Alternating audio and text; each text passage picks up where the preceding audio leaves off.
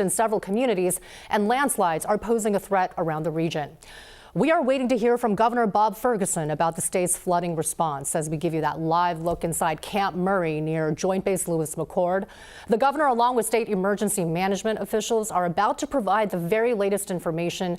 We will bring it to you live as soon as it begins. But first, let's check in with Leah Pizzetti on the very latest conditions. Leah. Yeah, Christine, this is impactful weather, to say the least. And we're starting to enter some of the most severe phase of this storm, this atmospheric river. So these are rain totals from the last 24 hours. And what I want to highlight to you is that we've shifted where the precipitation is. So we showed you those Monday rainfall totals. Shelton and Olympia both saw 3 inches of rain in one day. But now you can see we're shifting a lot of that up to the north. So far in the last 24 hours, Bellingham, Mount Vernon, about 1.5 inches.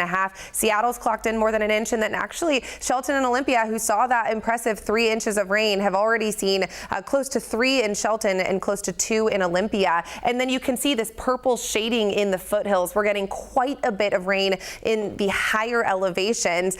In one day, Monday alone, we saw 7 inches of rain for a lot of our mountain communities, and we're seeing potentially double that with this second push that moved in last night, and it is here right now. So here's a look at our radar imagery. You can see there's that rain along the peninsula. We're seeing some of that steadier rain up to the north, and then also in those foothills and over the Cascades. And at this point, none of this is falling as snow. We are seeing it all as rain. So as expected, multiple watches, warnings, and advisories have been issued.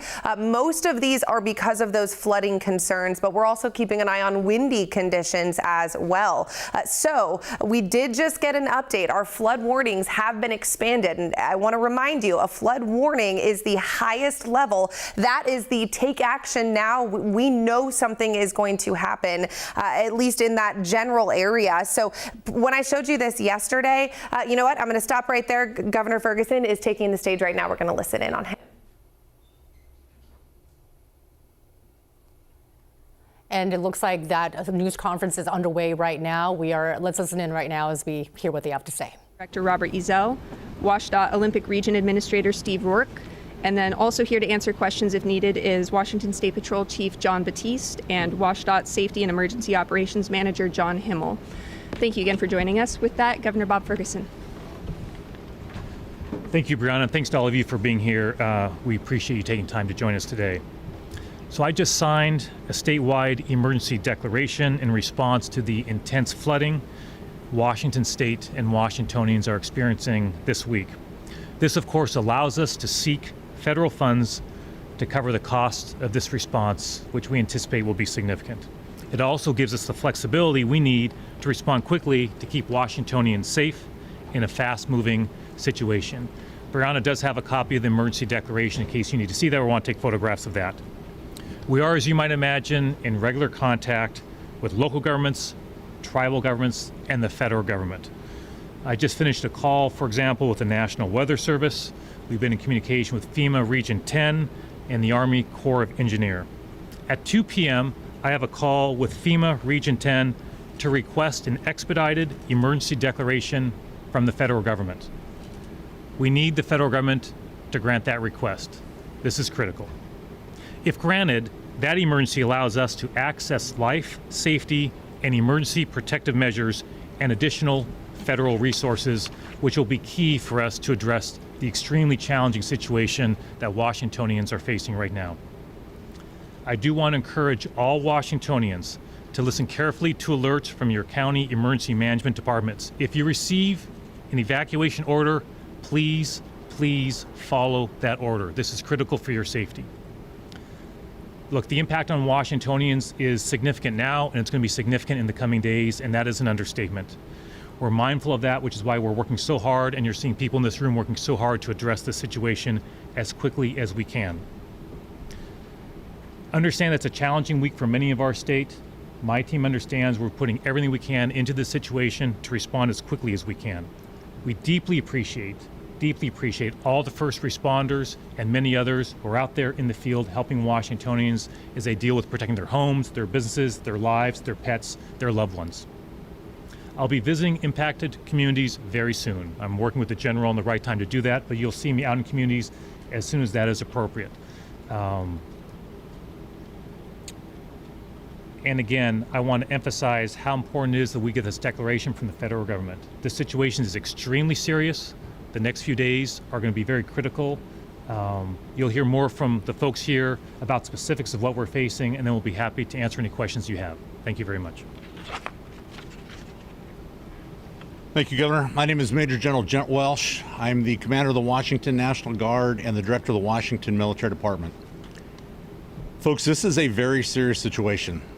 When you see reports of record level flooding, not only just record level flooding, but historic level flooding, it's time to pay attention. There are going to be some serious impacts to communities around this state in the next 24 to 48 hours. Your Washington National Guard, thank you again for your leadership, Governor. Thank you for signing that emergency declaration.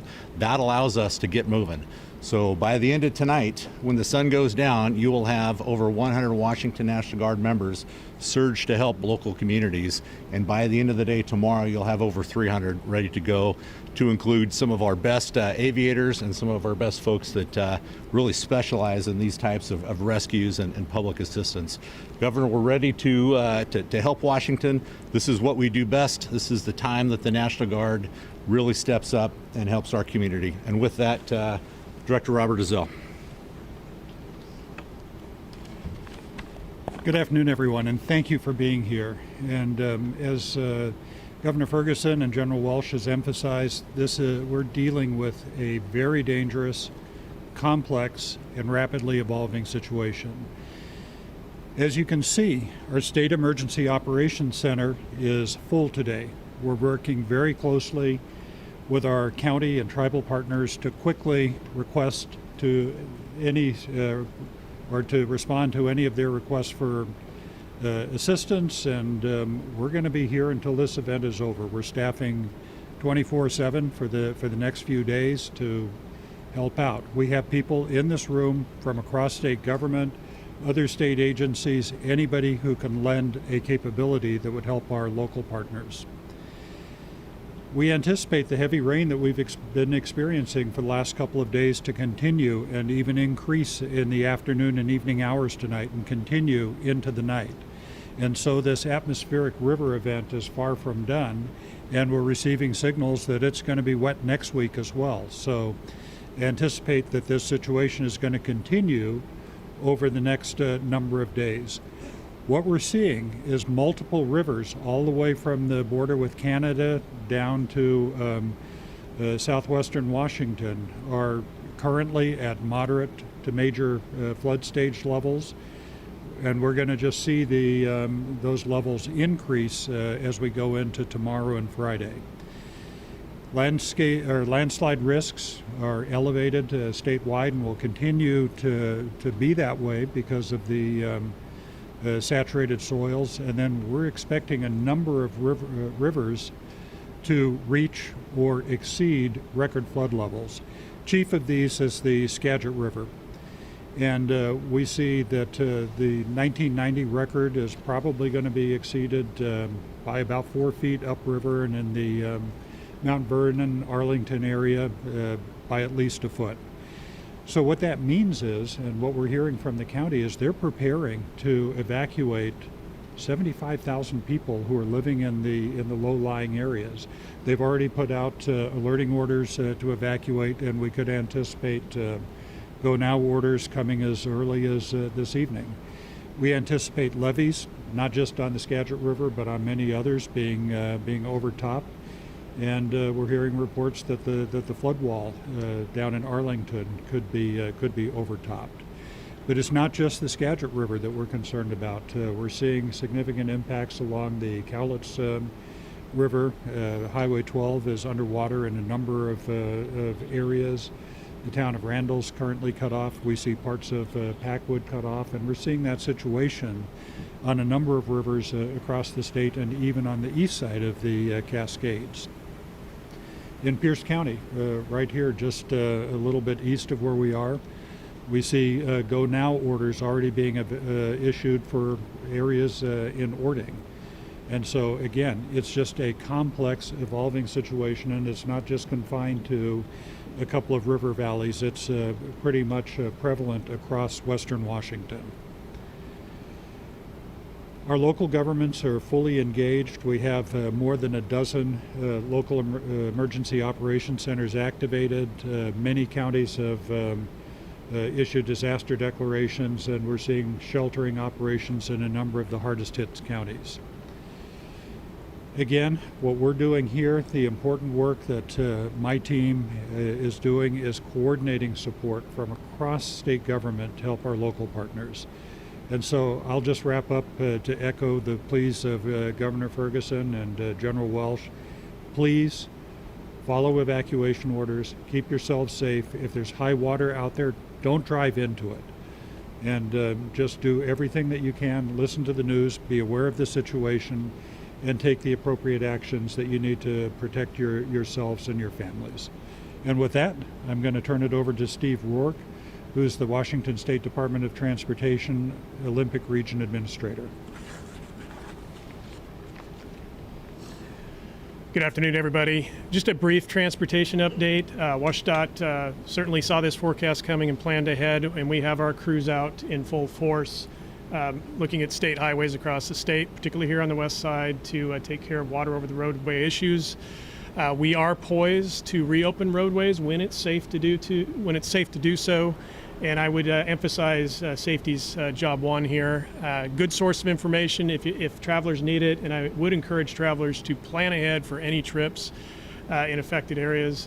The WSDOT app, the WSDOT website is a great source for travel information and our real-time travel map. So plan ahead and be safe out there. Thank you. So we're happy to take any questions that folks may have. Yes. Earlier, we requested assistance with the site.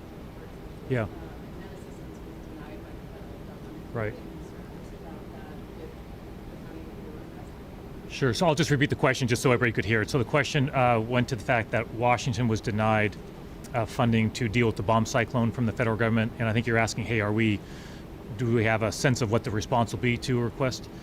Obviously, I'm acutely aware of the denial before, and I've shared my thoughts about that in the past. I won't repeat those here.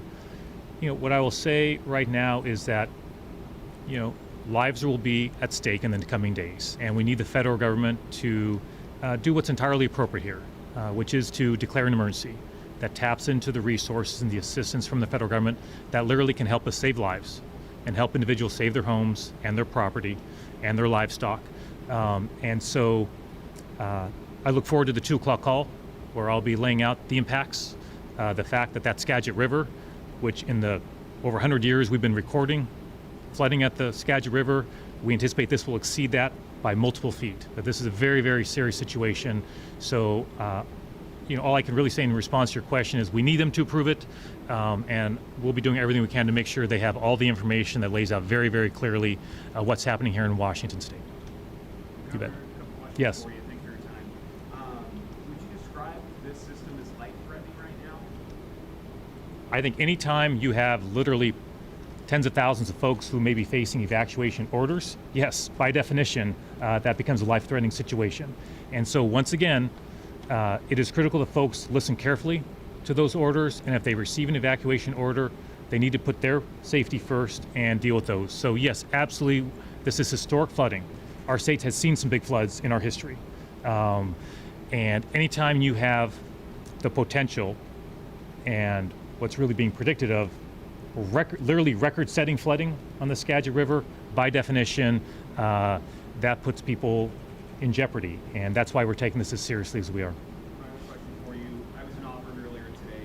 There's a Chevron gas station that's flooded, inundated, water's up to the pumps. I know your payment request is in the works right now, but what do you know about businesses suffering from flooding across the state right now? Do you have any information you can share? Sure. So there's a reason why I declare this a statewide emergency, because this is impacting folks all across the state. It's not just Skagit County or just Lewis County. It's a statewide problem that we have. And it's a very fluid problem that we have. So we're very mindful of whether it's businesses, homes, lives, livestock, The impacts are real for many Washingtonians and businesses. That's why we're all working so hard. You're seeing that right here in this room. There's lots of folks outside this room who are out there trying to address this as quickly as we can. That's also why we need the coordination of governments, which we're getting at the local level, and why we need it from the federal government as well. Thank you. Any other questions that folks have today? Anything else that any of you want to share? If not, I want to thank all the folks who are in this room for their hard work at a really challenging time for Washingtonians. The message for Washingtonians is really clear. You have been we're watching praying a for live you. news conference with Governor Bob Ferguson and state emergency response officials. This is out of Camp Murray right now. And the message right now is this is very serious. And on the right side of your screen, that is a live picture out of Ording. We have been reporting really for the past hour or so that there are evacuation orders in place right now over Ording. Connor Board is there on the ground following the very latest on that situation. And very much so, any communities should have just really listen to any of the warnings that are happening out there. And one of the hardest hit areas, of course, is the Snoqualmie Valley as well. Flooding has cut off communities, forcing some tough decisions. King 5's Christian Balderas is live near Carnation to show us the impact and how people are coping there. The Snoqualmie Valley is if the cities of Carnation and Duval could become islands. They would be cut off because of the rising floodwater. Right behind me is State Route 203. We're at the edge of Carnation. As you can see, it's closed, meaning that if you are in Carnation or Duval, you could not head south towards Fall City. You pan the camera this way, you'll see road closed, a road closed sign over there. That is for Northeast Tolt Hill Road. A lot of flooding in that direction. Now, we've been seeing a lot of these roads overcome with water all morning.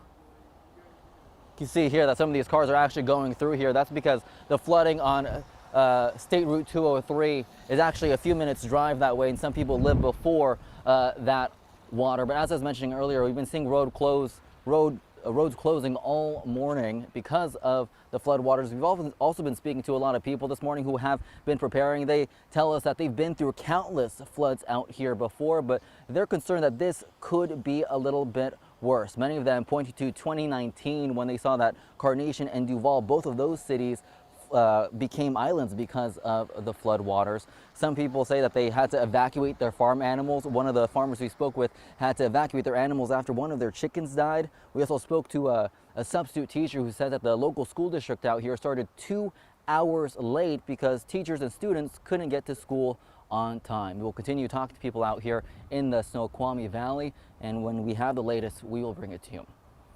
Live, I'm Christian Balderas, King 5 News. Okay, thank you very much, Christian. And of course, we'll continue following that situation out of Snoqualmie Valley. Leah Pizzetti has also been tracking the very latest as well. So Leah, this is serious. Yeah, Christine, definitely everything you're hearing you want to listen to. If you live near a river, you want to check in on that river. We set up a phone line for you. You can text this phone number right now, 206-448-4545. Text the word river, and we will send a link straight to your phone. And that is the website that you will be able to check the live updates. This is a NOAA website. Don't rely on screenshots. Don't rely on information you looked at last night, because as the forecast changes and pans out, the river's forecast will change as well. The timing, the expected crest level, the maximum height it'll reach. So text the word river right now, 206-448-4545, and we will send that link to your phone so you can actively keep an eye on your neck of the woods. I am going to do my hardest to go through as much of the highlights as we can, but please, you know your neighborhood best, so do that. And then also, this is the same phone line that you can send us what you're seeing in your neck of the woods. So if you are seeing any flooded roadways, any trees down, anything in your area, please send us your visuals safely, of course. We don't want anyone to gather anything if it puts yourself at risk, but if you happen to have it, we want to see what you're seeing. You're our best eyes and ears around the community. So river, one more time, 206-448-4545 is the phone number to send that to as we head into the next couple of days. And so what we're going to see here is the rivers that are starting to crest now are going to continue to rise in the next day or two. So I'm going to get you to a website here. So this is actually the website that you're going to see if and when you text the word river to 206-448-4545. And I want to walk you through some of the highlights here. here. So this is actually, I'm going to go through some of the rivers that are expected to hit record. And I want to remind everybody, the records were set back in 1990. So if you, in recent years, in the last 35 years, remember impactful flooding, this is going to be worse than that. 1990 is when a lot of these records were set. So this is showing you the Skagit River near Mount Vernon. This black line right here is indicating the record. This green line here is indicating what we expect the river to do this time. So once again, Skagit near Mount Vernon is what you're looking at here. I want to show you another potential record. This is the Snohomish River at Snohomish. A black line here, green line here. So we're going to pretty much tie that record. We are right here right now. So the river is rising. That's showing really tonight into tomorrow is when it's going to hit that crest. So the Snohomish River at Snohomish. Another one right on the cusp of a record is the Skycomish at Gold Bar. Same thing. You see that black line here. We are, it looks like in the next couple of hours, going to hit that crest. And that is going to be, gosh, a lot of water there. We'll go through a couple others. One more time. This is the Snohomish near Monroe. Also looking to break that record. That black line here, this is the forecast. We're down here right now. So the Snohomish River in Monroe, if you're looking at it right now and you think it looks high, it is going to get even higher. We're expecting that to get up to 20, what did that look like? 28, 29 feet. Here's another one, the Snoqualmie River near Snoqualmie, the town of Snoqualmie. Not looking at record breaking from what I'm seeing here, but still this pink line is that major flooding. We're approaching the height of that right now. And in the next couple of hours, that will likely continue to hit that crest. Here's another one. Cedar at Renton is just shy of that record. That black line here is showing that record. This is what we're expecting the river to do. And we're climbing up now. We're not even in moderate flood stage yet for that Cedar River at Renton. And we expect to go past major and then even close to that record breaking. Let's go to the Cedar near Landsberg right now. And also not looking at record breaking, but this one is well into that major flood stage and we're not there yet. So it looks like we're in moderate right now. Puyallup near Ording. This is one we've talked about a lot, and this is an interesting visual here. You can see, I'm going to go down here. Okay, so we went up, down, we went up, we went down, we went back up, and it's going to go up a third time. So it looks like the Puyallup River near Ording. Yeah, that one is going to crest a third time here. So yeah, let's see, another one, Carbon near Fairfax. So all of that to say, thank you, Ashley Rose, by the way, for controlling that for me as we went through those. We have a lot of rivers that are expecting that major, if not record-breaking flood stage. Here's a couple of those as well. The pink here indicating the worst of it. Skagit near Mount Vernon, near Concrete, Stillaguamish near Arlington. We're looking at the Snohomish and Monroe. This color here is indicating where we are right now. So it looks like the Skycomish near Gold Bar is already at major flood stage, just shy of 23 feet. We expect to increase another foot and some change. Snoqualmie River near Snoqualmie Falls is at 41 feet. And get this, we're getting up to 65 feet there. So a good 20 plus 24 feet left to go there. So yes, we have a lot that we are keeping an eye on. And one of the big things too, Christine, is that even if maybe your home isn't at risk, the roads around your home could be at risk. So if you feel like, okay, my home may be safe, I'm high enough, but if there's one thoroughfare that gets you in and out of your neighborhood and that may be in jeopardy, you want to make sure you're prepared to hunker down for a couple days, weeks, because it's the roads that we're concerned about and that we're watching the next couple of days as well. Okay, there is a lot to cover, and of course we're going to have continuing coverage throughout the day and the evening. Thanks so much, Leah, and be sure to join us at 3 o'clock on King 5 Plus with Leah Pizzetti for the very latest weather impacts. You can download the app on your TV and watch for free.